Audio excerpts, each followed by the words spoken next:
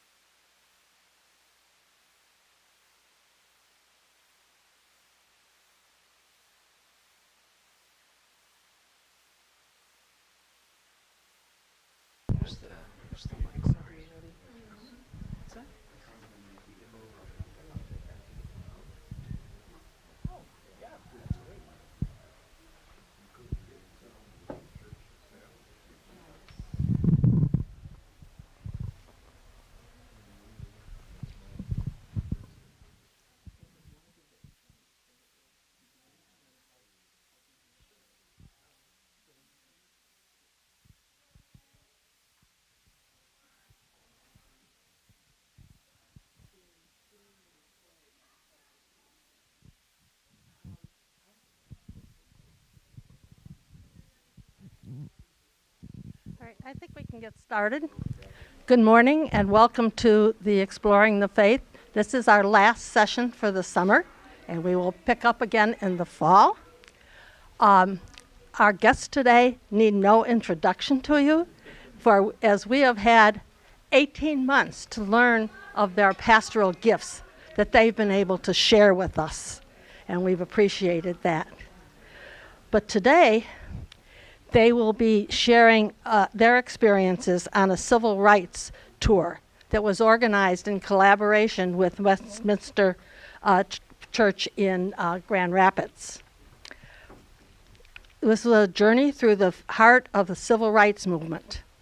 The tour brought members of Westminster and First Pres to historical sites and museums in Birmingham, Montgomery, Selma, and Memphis, where they engaged with history and slavery reconstruction, the Jim Crow system, and the struggle for justice and civil rights.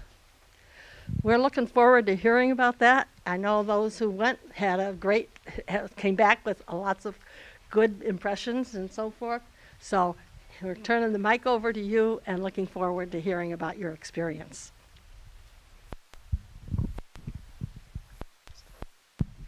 Great. So, yes, as Diane said, Tommy and I were down with Westminster Presbyterian Church in Grand Rapids. We went first to Nashville and then down to Birmingham and then to Selma and then to Montgomery and then up to Memphis. And then we came back home, all in time right before Easter Sunday worship. So it was a long and full. Yeah, so we hope we're kind of just a quick flyby of the trip. We've got some pictures to share. We'll give some reflections and takeaways that were meaningful to us and that we heard from people in the group. We'll talk a little bit about, what do you do with kind of what you take away from this trip, like what, given what you've learned, what's next, and then we'll see if we have a little time for Q&A at the end. So thanks so much for being here. Oh, it should also say, too, my parents from Westminster Presbyterian Church are here, and they also went on the trip as well. So that's wonderful. So I have these little pictures from my phone. Nathaniel, you might want to come around. It's all good. It's all good.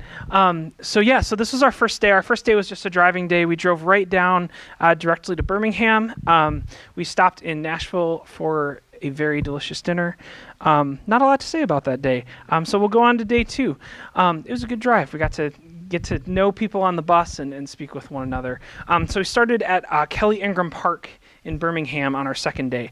So this park is named in honor of Osmond Kelly Ingram, who was the first American sailor killed in World War I, a black man. And so there's a memorial to him there. And so we've got a couple pictures from there. This was a assembly point for a lot of demonstrations during the civil rights movement. And if you see that picture on the right, that's taken just across the street from the church. That's the 16th Street Baptist Church, which if you've heard the story, some terrorists bombed the Ku Klux Klan bombed the church, and so there's the memorial of the 4 girls who lost their lives, and also you can see the little circles on the bottom there, the other children who were injured in the bombing. So it's right there in front of you when you go. This was a statue of the school. The school protest, where children were leaving school for a day to protest segregation, and those are examples of the water cannons that they fired at them to get them to stand down. This was another memorial. So just a lot of statues kind of situated around this park.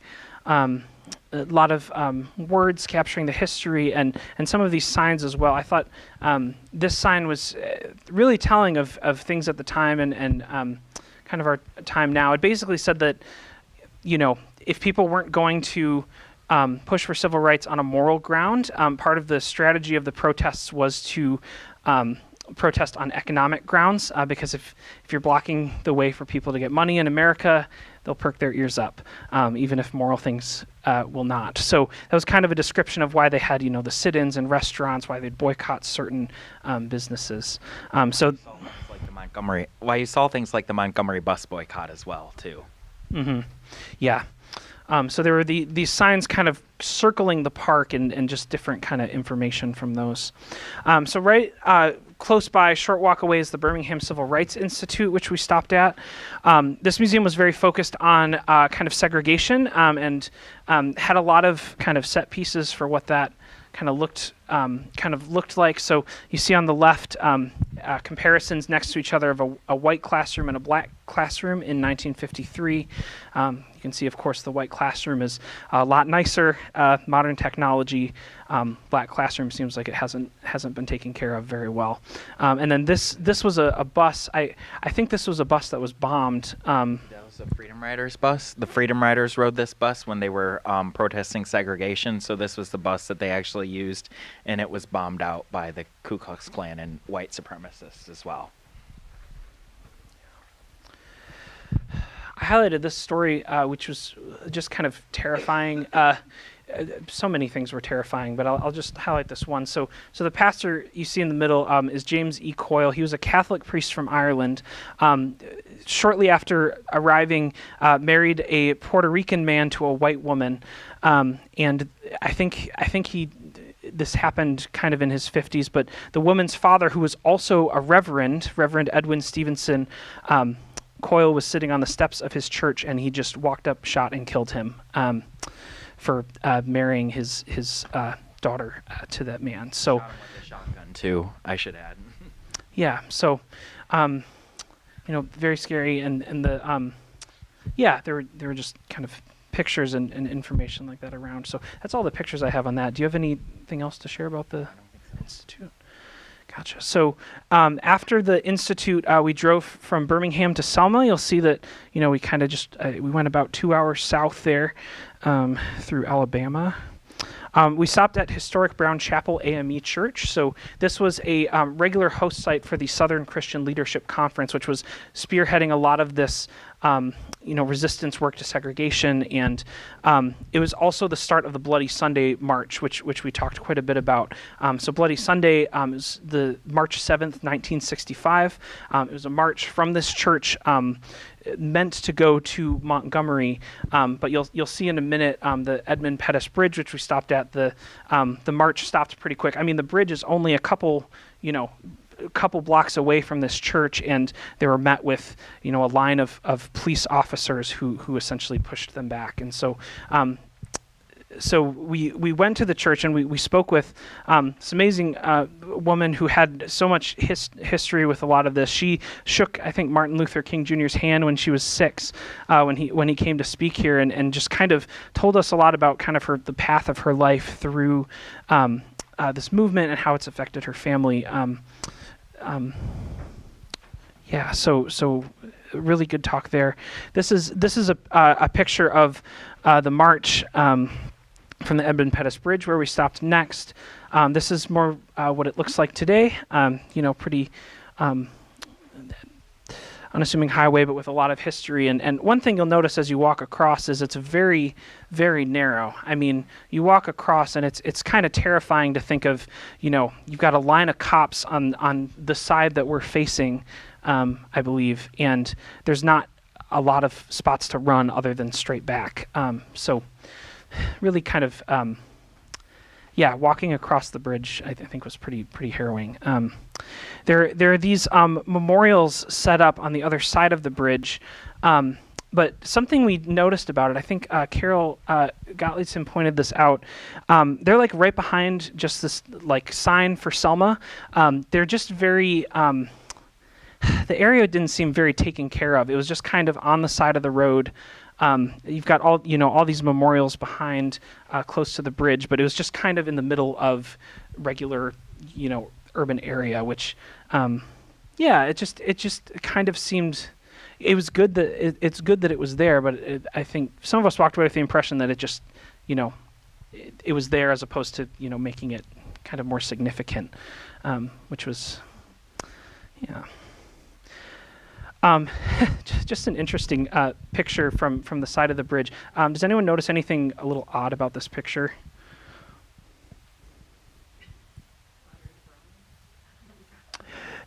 I think that's pretty regular for the water. That's a good guess.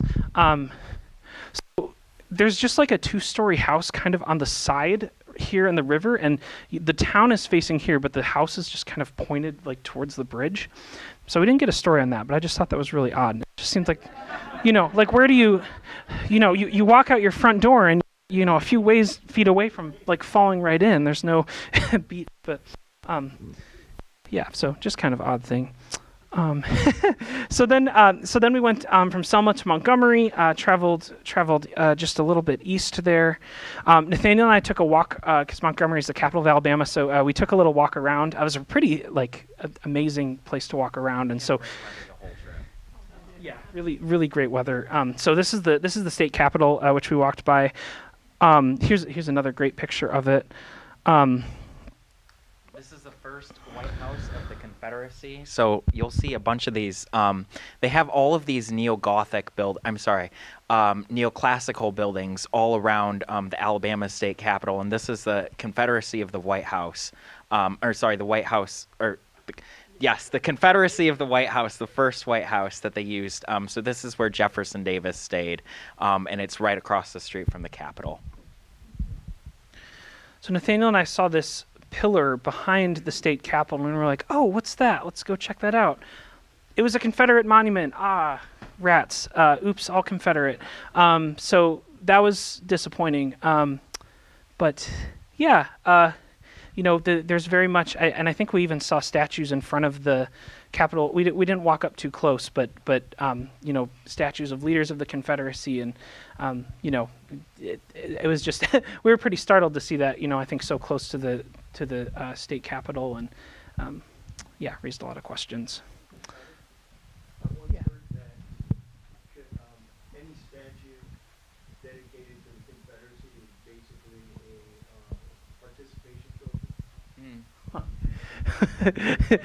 James is saying any statue, he's heard any statue dedicated to the Confederacy is basically a participation trophy. Oh, man, yeah. I moved to Franklin, Tennessee back in the 1980s.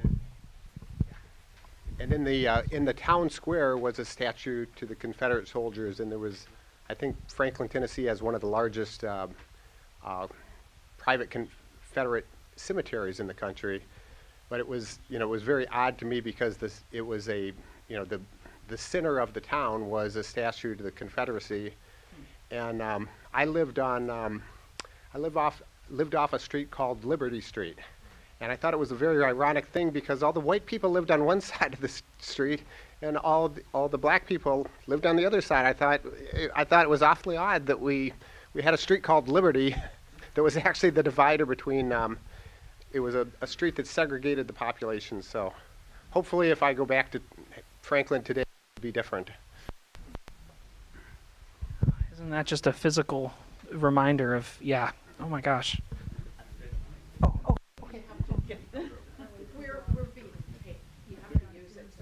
I can just repeat it over the mic if you want. Either way, I'm a former band director. I've got a big voice. Okay, can you go back to the picture of the Confederacy house? Yeah, so if you notice it says built by William Sayre, and I just want to point out it was not built by him. It was built by enslaved people. So, yeah. All of these buildings to that point were built by Yes. enslaved people because they were built in the 1800s. So, Yeah. For the microphone, Nathaniel said that all of these, buildings before a certain time were built by enslaved people. So This is downtown Montgomery. This is the RSA Tower, and then right behind that was the Confederate Capitol and the actual state capitol as well. So here's a nice picture. Some familiar faces. Just on the trip from our church were the Olivers there, Nancy and Gary, who are out of town today, and then. Carol's not in that picture, but Carol Gottliebson, who's here with us today as well, also joined us on the trip. So really, really loved having some people from church there. So day 3, we started with the Legacy Museum. Now, I had to head back because this is all happening during Holy Week, and they needed me back for Maundy Thursday. So I flew back. So I'll do this first part, and then I kind of know what happened after, but Nathaniel will give better things. Legacy Museum, one of the, more powerful, striking museums I'd say I'd been to, really kind of extraordinarily well done, and basically charts the history in great detail between the arrival of enslaved humans into the Americas all the way up to today, talking about kind of prison or criminal justice system. So they don't allow you to take pictures, but I just threw a couple in here. This is an installation dedicated to the roughly 12.5 million enslaved Africans that were transported to the U.S. overseas. Out of 12.5 million, about 1.8 million died on the way there, and that's not counting, any of the people who were transported to other countries. That's just a number of the U.S. So, if you can, I can't even imagine. It's bad enough that when they got there, they were enslaved, but to die even on the way there. So that's kind of an installation about that.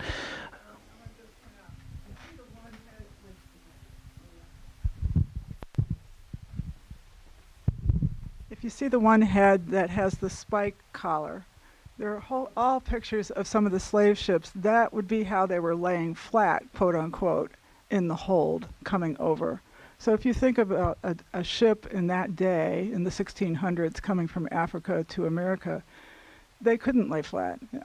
No wonder so many died. They got a half a cup of water a day. If they were lucky, they got 1 or 2 bites of food, was the way all of the exhibits were explained. So when you're going into some of these museums, one of them has the jail cells, really the slave market cells, and holograms of people in there with bits of narrative from the people who were enslaved. talking about where's my child, where's my husband, where are we, why can't we get water, why can't we get food. It's very, very tough to walk through some of the museums to think about how anybody could put any other human being through some of that suffering. Thank you, Carol.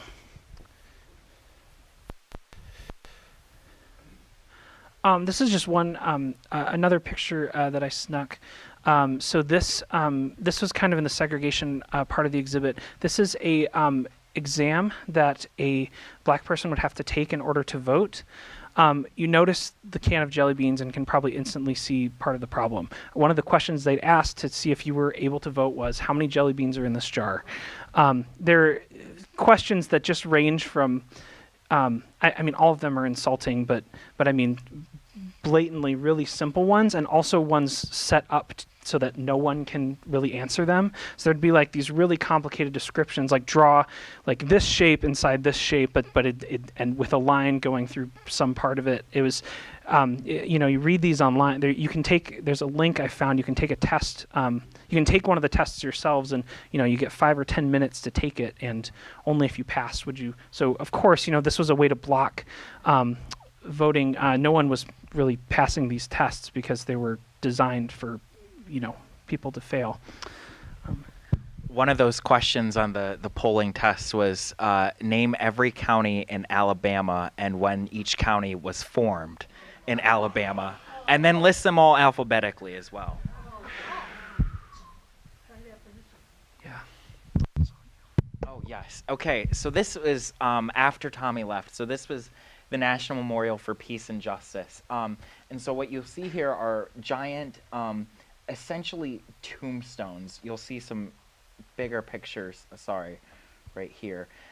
So every county where this is a monument to lynching. So all of these people are victims of lynching, and not all of them were listed, but the ones that were recorded are listed. So you have the date, the year, and of course the county where they occurred, right? So almost every county in the South had one of these as well, and even some northern states, of course, too. So here's another list as well, and this is from South Carolina, too. And then here's more, and you see tons of these are just unknown, right? So they just did not record the names of those people and everything, but they just simply know that there are lynchings that occurred in those counties. I have just a couple of things that I'd like to read too. So some of the reasons, they had some descriptions around the site where you could see some of the reasons why people got lynched. So here's one of the reasons. Thomas Miles Sr. in Shreveport, Louisiana, in 1912 was lynched for allegedly writing a note to a white woman. Anthony Crawford was lynched in Abbeville, South Carolina, in 1916 for rejecting a white merchant's bid for cottonseed. Marcel Ruffin was lynched in Carysville, Louisiana in 1917 after he was accused of vagrancy. The stupidest things people were lynched for, right? In 1922, Charles Atkins, 15, was burned alive by a white mob of more than 1,000 people in Washington County, Georgia. And there are thousands more examples. So there would be thousands of written descriptions of folks and their stories and why they were lynched, and all of them were for the most stupidest reasons. And of course they would be without, they would be sitting in jail or whatever, and then the lynching mob would come and, lynch them, of course. So this is day 4. This was the National Monument for Sculpture. So this is, you can't see it here, but if you look closely, they are all names of enslaved peoples that were free in the Emancipation Proclamation issued by Abraham Lincoln in 1863. And so Emancipation Proclamation. So just to give you a size of the scale of what this looked like, this is That's someone, and that's how, yes, it's massive. And then on the other side, there are more names. So there are over, I think, like 3 or 4 million names on this. They're all last names, too. So on the front side, you'll have the more common last names, and on the back side, you'll have the less common last names.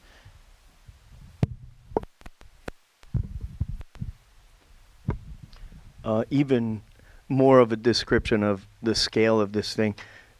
The entire, I guess, monument is, it looks like a great big book opened wide. And so it's, as Nathaniel said, on both of these panels, there's 2 panels on the front, and then, of course, 2 more on the back. Just enormous amount. And Sonia and Nathaniel both found some of her family names on there as well. So very tragic.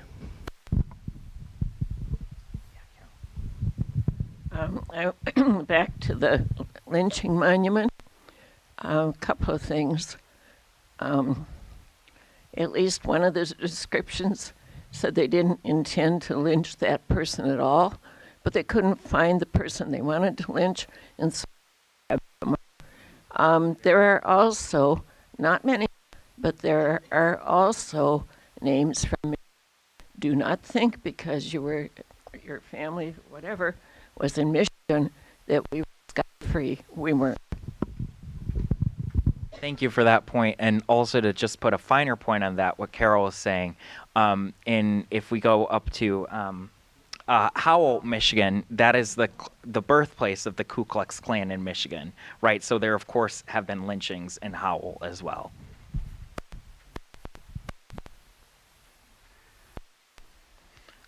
This was our next leg of the trip, so we went from Montgomery all the way up to Memphis on the next day. And we visited the Lorraine Motel, which is where Dr. King was assassinated. So this was the hotel that he was staying in for his last day, or last couple of days of life. And here's actually his hotel room. So that's the bed he was sleeping in, and then that's the balcony where he was out at, where he was shot and assassinated. And the Lorraine Motel has basically been turned into a museum as well about civil rights. So here are some of the sort of, so here's a list of constitutions in the South that adopted rights, or adopted language which denied black people voting rights. So of course, all of the former states of the Confederacy as well. And then of course, I think there were of course more states that, aren't really shown on here, that denied people the right to vote as well. This is also sort of part of the march earlier that Tommy was talking about from Montgomery, Selma to Montgomery. So they have some faith leaders. Notably, you'll see here the Greek Orthodox Archbishop of America. The Greek Orthodox Church was very strongly in favor of civil rights for all people. Actually, it's really, we saw this, Tommy and I saw this too at some of the museums.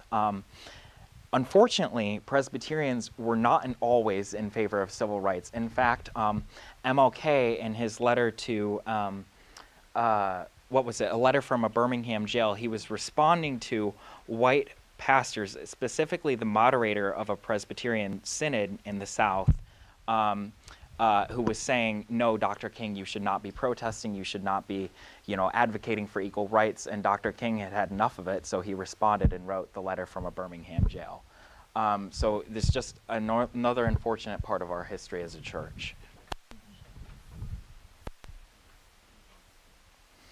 This is also Reverend James Lawson, who was one of the prominent leaders of the civil rights movement, and he was one of the advisors for Dr. King as well.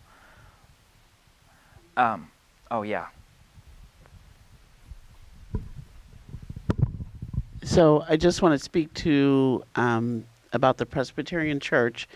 My family, we lifelong Presbyterians, and so in each city that we moved in the 60s, my father and my mother would search for a church, a Presbyterian church to go to. And we were turned down many times and told you cannot join because we will lose members. And eventually we found one in Battle Creek. We finally found one in the Chicago area. And same thing happened in Grand Rapids when we were looking for churches. So that's just kind of a personal story about how that affected us.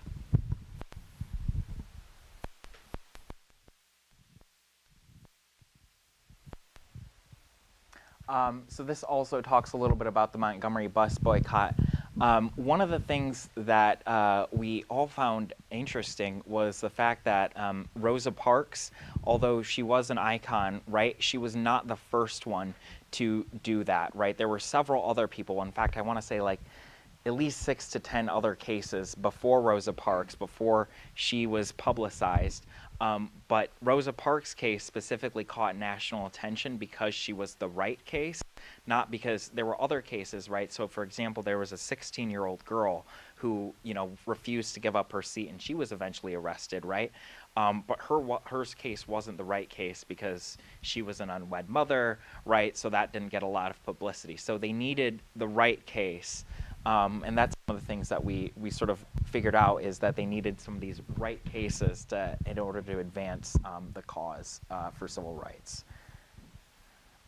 This sort of shows the migration, the Great Migration after the Civil War, and also during the Civil Rights period, of folks who were Black and African American who were leaving their plantations and moving northward. So this sort of shows how people of color migrated from the South after the Civil War period.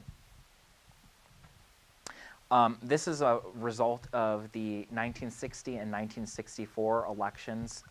So 1960 it was JFK and Nixon. In 1964 it was LBJ and someone from Bagel. Oh, that's right. Thank you. And you can see the result. So this was before Black people were, nationally enfranchised, and this was after the result of Black people being nationally enfranchised, right? You can just see the immediate switch, right, of how many folks, when they were able to got their rights to vote, how those rights were implemented nationally. And then this was our last day, and we went from Memphis all the way back up to Grand Rapids. Yeah.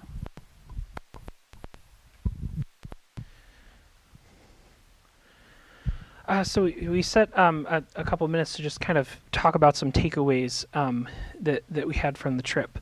I don't know who wants to start. I have. I'll just briefly share. So something that I knew to some extent, but which really hit when I was at the Legacy Museum, was that every time there was that small step forward in legislation to end slavery, end segregation, and with quotes around it, there's always these people that are just pulling, trying to get it back. So slavery ends, and sharecropping becomes essentially slavery under a different name.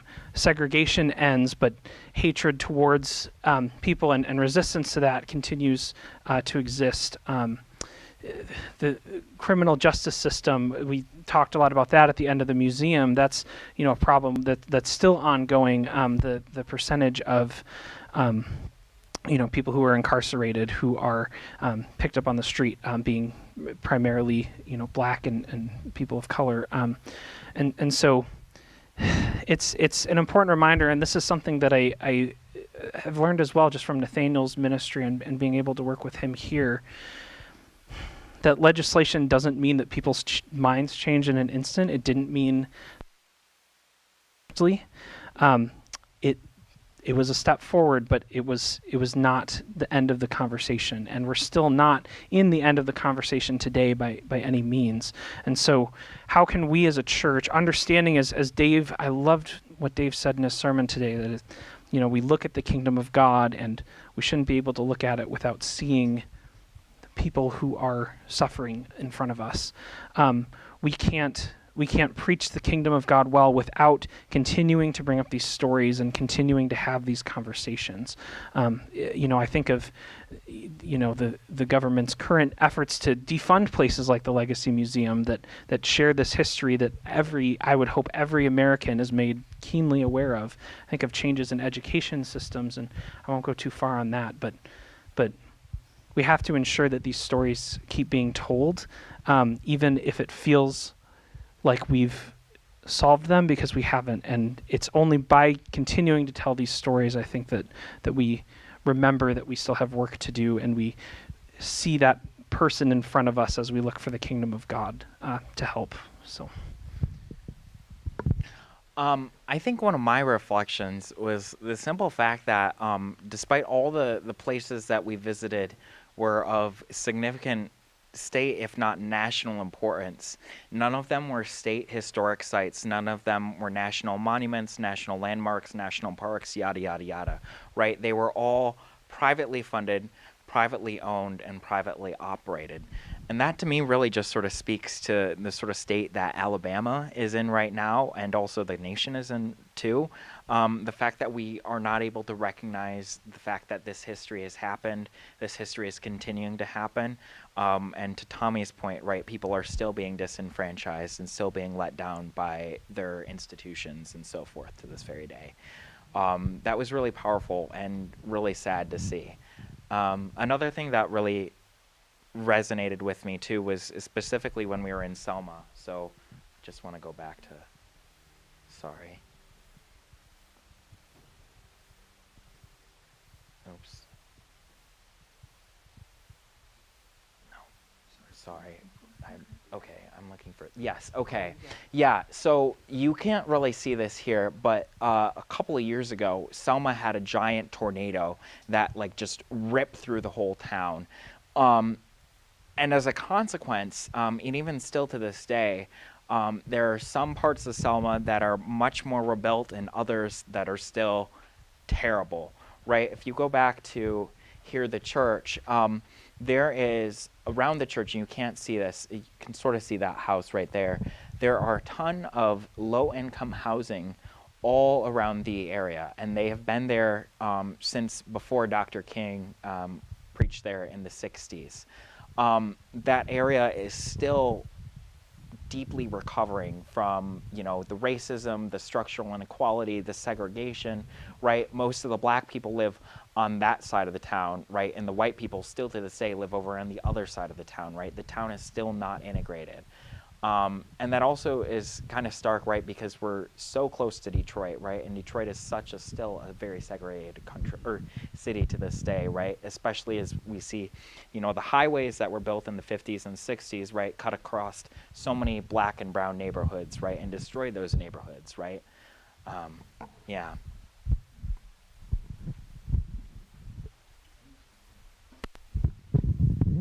So my reflection is a bit more personal.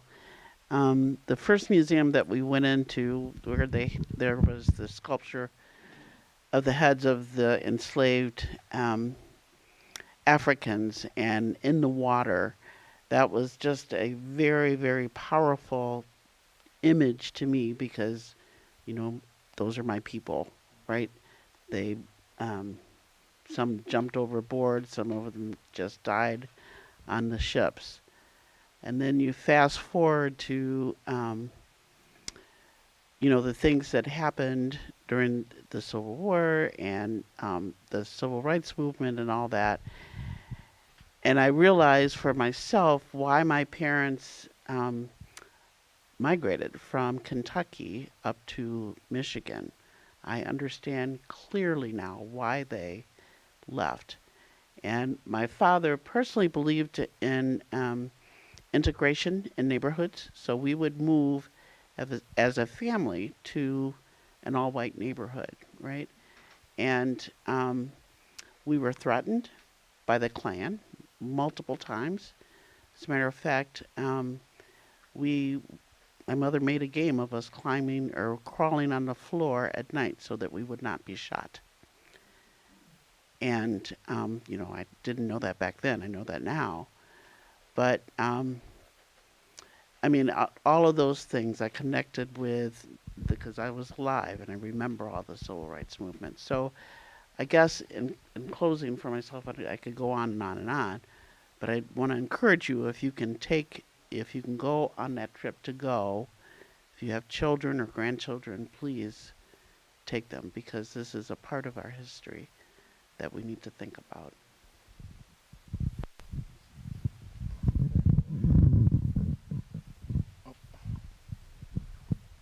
Carol, did you want to share anything? Or? Okay.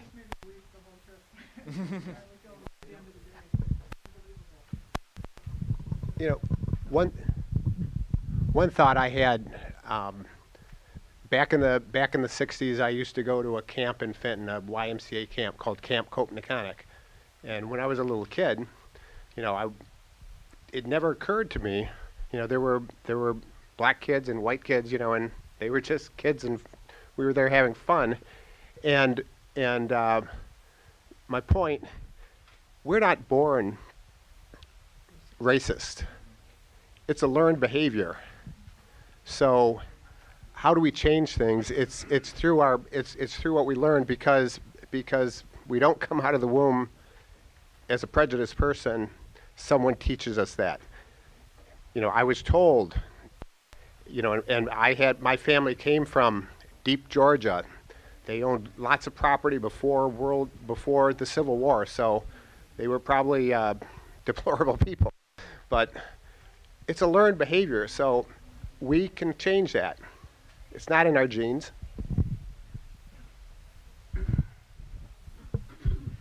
Thanks for mentioning that, Andy. And I'll name there were multiple people on this trip who said, you know, I was living through this and I didn't even know this was going on. Like, it just wasn't something my parents were talking about or my community. And yeah, I think it's just a reminder of how important it is that we have, you know, free speech and are able to share this information. I mean, the world is a lot more connected than it was with the internet, but that doesn't always mean we're getting all the facts. And it doesn't always mean we know what's going, you know, how can you know what's going on anywhere, everywhere in our country and in the world? But I think it's important to try, even though it's hard to stare at the news for 2 days.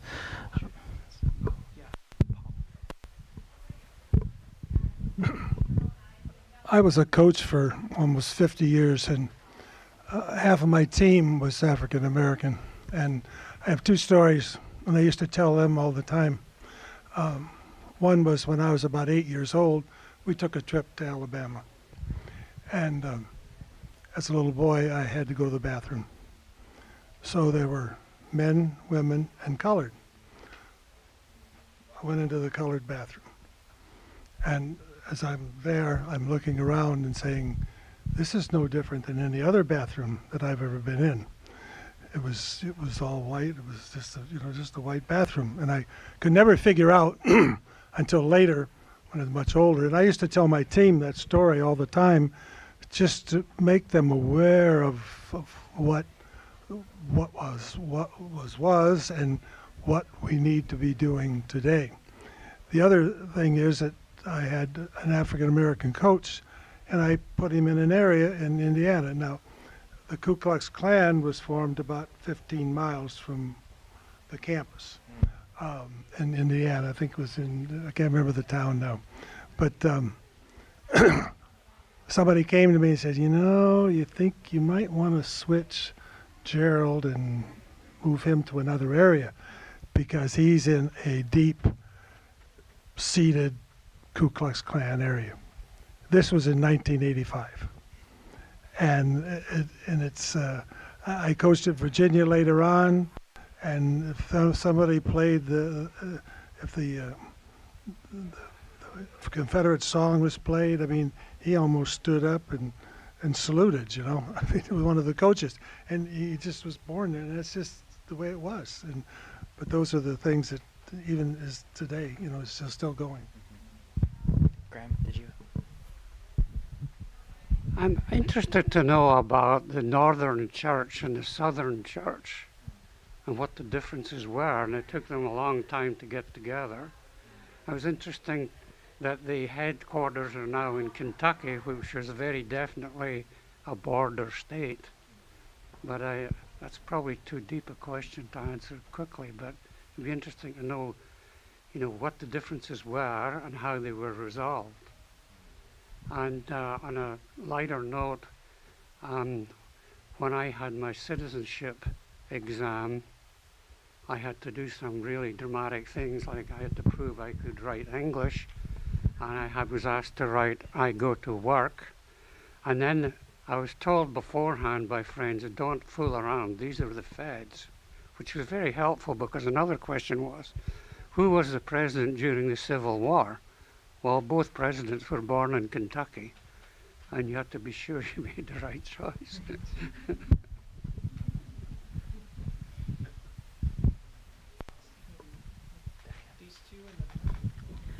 I think one of the things that I've appreciated reflecting on this period of history is a comment that you made earlier, Tommy, and that is, once a law was in place, there were ways to get around it.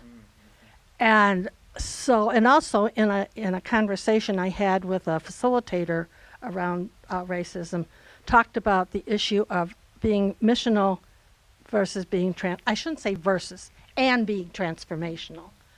And so my question is, and I'm not expecting you to answer it, but I see it as a challenge, how can we, as we're following the church, be more transformational? We need to be missional, and we need to help individuals or groups of people. I don't know. But then how can we also be transformational so we don't have the laws going back and forth and getting around them? And so taking on that bigger issue. I find that a real challenge, but certainly don't have any answers. Okay, all right. I think Carol has something as well, so we'll hand the mic to her, and then we'll get exactly, that was a perfect transition to our next slide, Diane, so thank you. For those of you who don't know me well, I had an interracial marriage, and two of my daughters and I took pretty much the same trip that you took. A couple of comments. It stuck out to me in one of the museums. They had a chart about interracial marriage and how many of the states my marriage was not legal in at the time I was married. Second point being, we did go into the Capitol. They were not happy to see us. I mean, they let us in, of course. The Capitol dome on the inside has a lot of paintings, and of course they were only of white people, even though the black people constructed the building. And just a point of interest for any of you who might also support the Southern Poverty Law Center, they're located just a few blocks from that AME church. They also have a museum there. So. Thank you, Carol. So knowing that the kingdom of God is a place where these divisions we make as humans of race and sex and wealth and sexuality and a million other things won't exist, where all of us will be equal in God's eyes and treated the same with God's favor. How do we respond to what we've heard in this, which is obviously so different from what that picture is going to look like? How do we take what we've talked about here and work to make our current world more and more like that kingdom of God? I just have a couple of bullet points here. This is by no means an exhaustive list, and I would love if anyone else had other ideas they would like to chime in. So there's, of course, advocacy work. A member of our trip, Tom, mentioned an app called 5 Calls. It basically, my understanding of it is, it asks you for like 5 minutes of your day to make 5 calls to your elected officials in the state and in your town to advocate for causes that are meaningful to you. I think it helps you kind of choose like, hey, I'd like to focus on this, and it helps get you to the number to kind of speak with your people. That is, from what I understand, one of the more direct and better ways to get in with people who are making this legislation. So we'll just mention that app. Of course, voting, having the voice and the ability to vote is a form of advocacy. You can continue learning more. There's always more to learn, right? So Nathaniel's church, his home church, and James and Sonia's church is starting a civil rights focused Bible study post trip. They want to, I think, is what I heard. Or they're trying to get something going. They gave a presentation as well, I think, to their people, and so you might consider starting your own, or even just picking up a book yourself. We've got the Matthew J. Warfield Library downstairs, which is focused on books related to justice and that work. So I'll invite you to take use of that resource at the church. We really have a lot of good books down there. You can, of course, attend local talks or presentations. You can check that one off today. Well done. Great job. You can visit a museum focused on civil rights. Like I said, some of these museums we attended were pretty incredible and pretty powerful reminders of where we were. And I think just, I don't know what we have locally. I could do more research, but.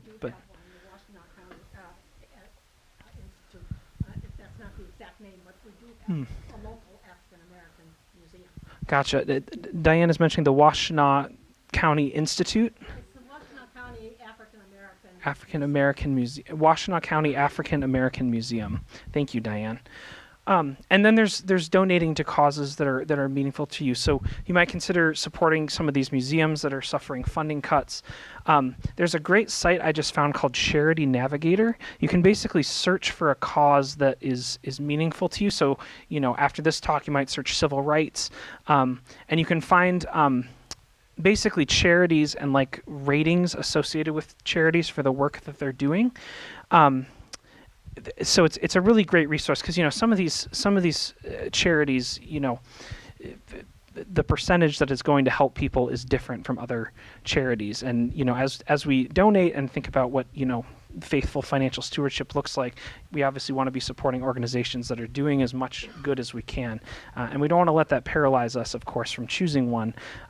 Get into analysis paralysis, but that's a resource that you can look at as well. I'll just consider our own mission committee is our local mission committee is in talks. We have a lot of organizations we support that provide immediate aid to the surrounding area, which is really wonderful. There's also the side of helping other people that is more focused on the systems and the laws that set up a lot of the need for immediate aid. And so you might consider, just if you end up looking at this process of organizations to support, you might just consider, maybe I have an organization or two that are providing immediate aid, and maybe I also think about an organization that's providing systemic aid as well, that's doing advocacy work or is pushing for better legislation. So, yeah. What do you have? The thing I would add is that two things. First is that we have several members of deacons in session that I see in this room. Write letters to them. Tell them that we should engage more as a church. Tell them that we should pursue some of these endeavors more as a church. Tell them that we should speak up more on these issues, right? Also, Diane is a member of the Presbyterian of Detroit. You sit on the Commission on Ministry. Commission for the Preparation of Ministry. There's another commission, I think the Racial Justice Committee. Yes, Racial Justice Committee of Presbyterian. You can also sit on that too. As members of this church, you guys are all qualified to sit and serve on those Presbyterian committees too. So I would encourage you to go sit on those committees as members of Presbyterian. Thank you. Does anyone have any other ways to act that they'd like to share? Lead by example, Andy says. Yeah. Definitely. Yeah. Talking about museums in the area, the African American Museum in Detroit. I went there for the first time probably 4 or 5 years ago, but I was very impressed with it. I think I'll go back now. Yeah, absolutely. I'll add. I know there's a Motown museum in Detroit. So much of our American music was created by Black people, and so even if you're interested in music, it's great to find a museum that talks about that, and a museum worth its salt will mention the history that led to this music that we now all enjoy. It's not close, but the National African American Museum, one part of the Smithsonian, is fantastic. I got a chance to visit it about a little more than a year ago, and it tells such a powerful story. So when you have a chance, either individually or might even make a nice church trip. There's also a civil rights museum at State University in Big Rapids too that folks can check out as well. I believe it's free, but I could be wrong about that. Jim Crow Museum. One of the things that I've noticed for presentations like this is they always talk about support this, support that, when what would be more helpful sometimes is become a member. Be an ongoing support, because you can send your money or you can ignore it, you can do that. But if you're really interested, become a member, fight for it in that way, because joining together is how we have strength. It's not standing back along the sideways, but it is getting involved as membership can do it. Then you can go from there. Thank you, Pam. No. Oh, good. Yep.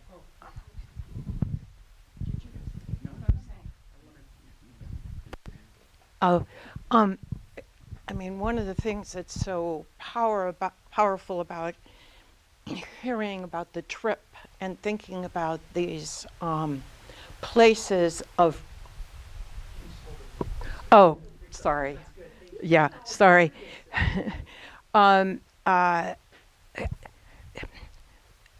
It's very important today to think about how we all participate in the making of the memory of our country, and the consistency of gathering information and creating opportunities for people to find that history of the nation.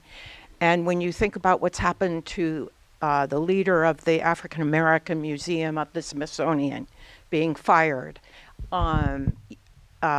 there's a lot of attempt now to erase the history of non-white America. And so that's why conversations like this are important, but also the importance of everyday people supporting these institutions that are creating that memory bank for our understanding of our past. And I know the Bryan Stevenson Museum, that's the one with the lynching. What's the name of that museum? That particular one, the Lynching Museum, but it's not called the National. That's Bryan Stevenson's project. He was here on campus about 10 years ago speaking about it as they started to do the research. And a lot of that research is by everyday people finding that history in their communities about the history of lynching, for instance. And that happens to be a museum that I've contributed to. And it's important now for those of us who have the capacity to join museums, support them, enable this kind of from the roots energy to keep our history alive and to keep the past alive. Anyway. Did you have anything, Mom? No. All right. So we're at 11:55. I don't know if we got to call it, or do we have time for questions? Or I'd say maybe one or two more questions, and then we do need to close. Yeah. Sounds good. Any further questions or? Yeah, Bill. just to comment on Sid's wisdom. It reminds me of saying in the Soviet era, the past is so hard to interpret and to predict.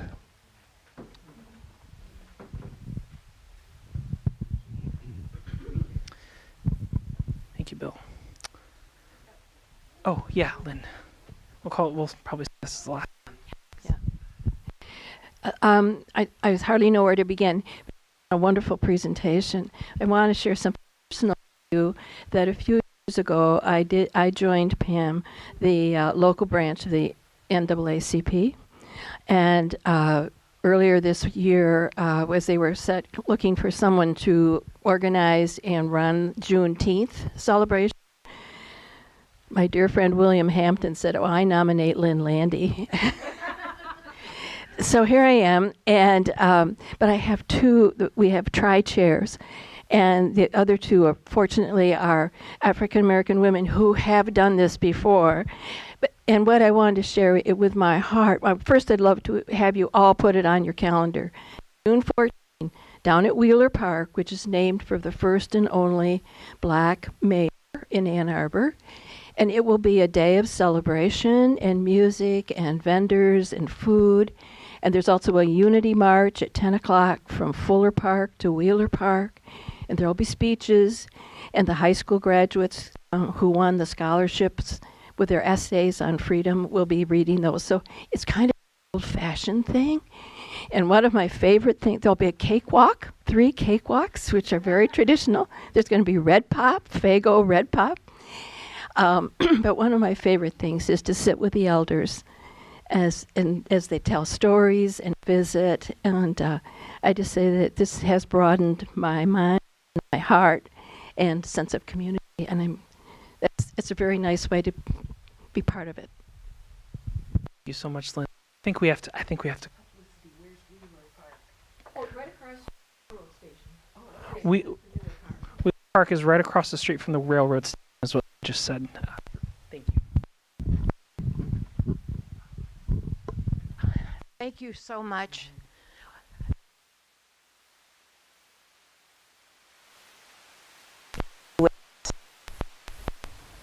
But that just makes it so enjoy our journey alongside you. And for that, we have some sweets. Thank you. Oh, Thanks so much, Sid. Thank you. Thank you. And thank you, everybody, for coming. This is our last one for the fall, for the spring, so we will see you again in the fall with the new series. So thank you for joining us. And thank you to both Nathaniel and Tommy.